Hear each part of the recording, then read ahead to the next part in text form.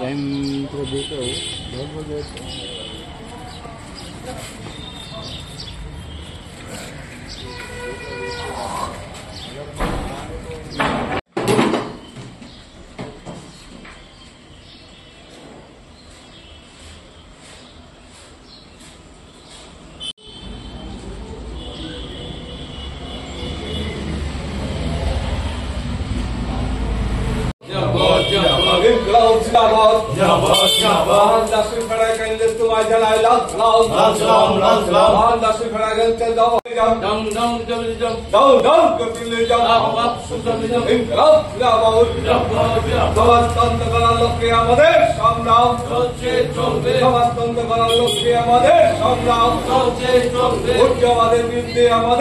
রাজনীতি করেন তাদের বিরুদ্ধে আমাদের সংগ্রাম চলছে চলবে ইনকলাব জিন্দাবাদ ইনকলাব জিন্দাবাদ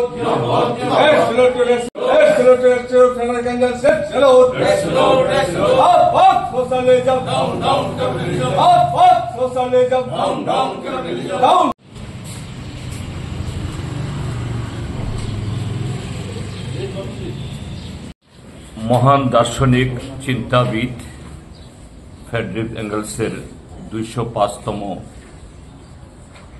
জন্মদিবস। আজকের এই দিনে জার্মানিতে কমরেড ফ্রেডরিক এঙ্গেলস জন্মগ্রহণ করেছিলেন। তার সবচেয়ে বড় পরিচয়, তিনি এই পৃথিবীর মহান দার্শনিক মার্ক্সবাদের স্রষ্টা কার্ল মার্ক্সের অকৃত্রিম এবং অবিচ্ছেদ্য বন্ধু। কার্ল মার্ক্স এবং ফ্রেডরিক এঙ্গেলস দুজনে মিলে কালজয়ী যে এই পৃথিবীর সমাজ পরিবর্তনের যে বিশ্বকোষ, কমিউনিস্ট ইশতেহার 1848 খ্রিস্টাব্দে এবং পরবর্তী সময়েতে এই সমাজ পরিবর্তনের জন্য এ যাবৎ পৃথিবীতে যে সবচেয়ে জীবন্ত যে দলিল বা গবেষণাপত্র, যা কিছু বলা যায় পুঁজি, যার অন্য নাম ক্যাপিটাল বা দাস ক্যাপিটাল, তার ৩ খণ্ড কার্ল মার্ক্স এবং ফ্রেডরিক এঙ্গেলস দুজনে মিলে রচনা করেছিলেন। কার্ল মার্ক্সের জীবদ্দশাতেই প্রথম খণ্ড বেরিয়েছিল এই পুঁজির। পরবর্তী সময়েতে ফ্রেডরিক এঙ্গেলস অবশিষ্ট যে 2টি খণ্ড তারা প্রকাশ করেন, যা এ যাবৎ পৃথিবীতে এই মানব জাতির ইতিহাসে বিবর্তনের বা শোষণের এবং তা থেকে মুক্তির সবচেয়ে জীবন্ত দলিল। এবং পৃথিবীর বয়স যত হচ্ছে, এই পৃথিবীতে পুঁজিবাদীরা নানাভাবে দেশের বা পৃথিবীর মানব জাতিকে করায়ত্ত করার চেষ্টা করলেও যে পুঁজি যে বিশ্লেষণ করে দিয়ে গেছে, তাকে সেই সত্যকে এড়াতে পারেনি। তো সেই জন্য এঙ্গেলস মানব জাতির ইতিহাসে কার্ল মার্ক্সের সাথে অন্যতম উচ্চারিত নাম। আমরা আজকে ভারতের কমিউনিস্ট পার্টি মার্ক্সবাদী রাজ্য দপ্তরে তার ২০৫তম জন্মদিবস উদযাপনের মধ্য দিয়ে আমরা তাকে স্মরণ করছি এবং আগামী দিনে তাদের এই সৃষ্টিকে কিভাবে আমরা কার্যকরী করব আমাদের দেশেও, সে লক্ষ্যেই আমাদের লড়াইয়ের জন্য আমরা অঙ্গীকার করছি। যখন স্বৈরাচার মাথা চারা দেয়, সাম্প্রদায়িকতা, মৌলবাদ যখন কোনো রাষ্ট্র ব্যবস্থার স্টিয়ারিংয়ে বসে, তখন ভারত ও বাংলাদেশ সেখানে সংখ্যালঘুরা আক্রান্ত হবেই এবং তাই হচ্ছে। আমরা এর নিন্দা জানাচ্ছি। এটা হিন্দু হিসাবে নয়, সেখানকার সংখ্যালঘু এবং বিপন্ন হিসাবে তাদের পক্ষে শুধু সেখানকার যারা সংখ্যালঘুরা না, সংখ্যাগরিষ্ঠের মধ্যেও যারা গণতান্ত্রিক, দেশপ্রেমিক, মুক্তিযুদ্ধের চেতনায় উদ্বুদ্ধ যারা, তারা নিশ্চয়ই সোচ্চার হচ্ছেন এবং হবেন, এটা আশা করি। হ্যাঁ, বর্তমান বাংলাদেশের অবস্থা যে খুব ভালো যাচ্ছে না, এ সম্পর্কে তো সহজে বলা যায়। অবশ্যই বাংলাদেশের তৎকালীন সরকার তথা শেখ হাসিনার নেতৃত্বে আওয়ামী লীগের সরকারের প্রতি মানুষের পুঞ্জীবিত ক্ষোভ ছিল।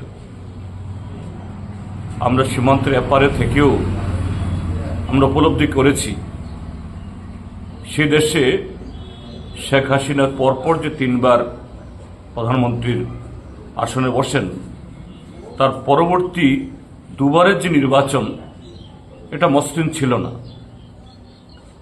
আমাদের দেশের অভিজ্ঞতা, ভারতবর্ষের মধ্যে ভারতীয় জনতা পার্টি আমাদের এই ত্রিপুরাজ্যের মধ্যেও যেভাবে নির্বাচনকে প্রহসনতে পরিণত করা করে ক্ষমতা দখল করে করেছে এখানে বা করে থাকে এখানে, ঠিক প্রায় তারই আদল এটা করেছে। স্বাভাবিক জনগণের মধ্যে খুব হয়েছে। কিন্তু আজকে এই পরিবর্তনের নাম, হাসিনা সরকারের অটোক্রেসির নামে যাদের হাতে সরকার গেছে, তারা বলছে পাকিস্তানেই তাদের সবচেয়ে বড় বন্ধু, তাদের সাথে সম্পর্ক স্থাপন করতে হবে।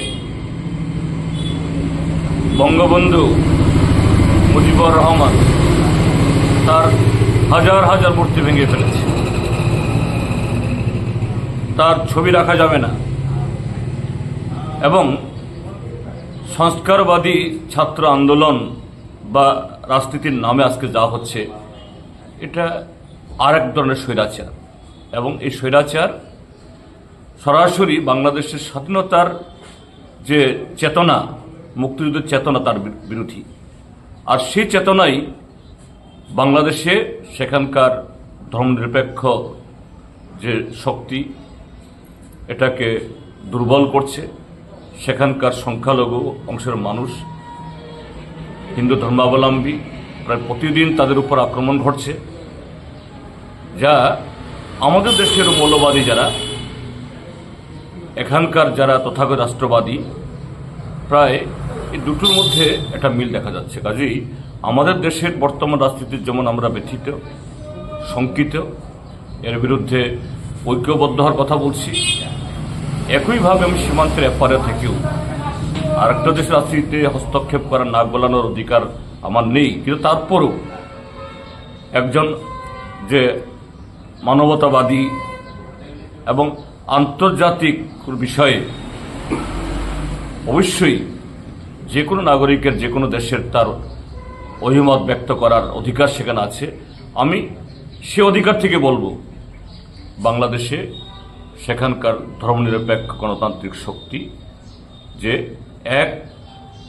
অটোক্রেসি বা স্বৈরাচারকে হটানোর জন্য আরো কট্টর স্বৈরাচারকে বসিয়েছে, তার বিরুদ্ধে সোচ্চার হন। তা না হলে পরে 1971 ইংরেজিতে যে চেতনা নিয়ে বাংলাদেশ গঠিত হয়েছে, সেই চেতনা ধূলিসাৎ হয়ে যাবে।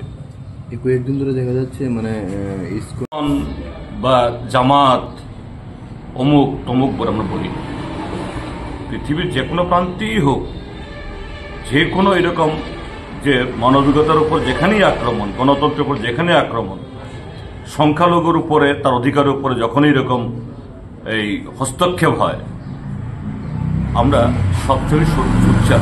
আর এই কথাগুলি কারা বলছে? এখানকার তথাগত রাষ্ট্রবাদীরা, যারা প্রতিনিয়ত ভারতবর্ষের সংখ্যালঘুদের উপর আক্রমণ হানাচ্ছে, তারা এই কথাগুলি বলছে। তাদের কথা বলার অধিকার নেই, তাদের লজ্জা থাকা উচিত।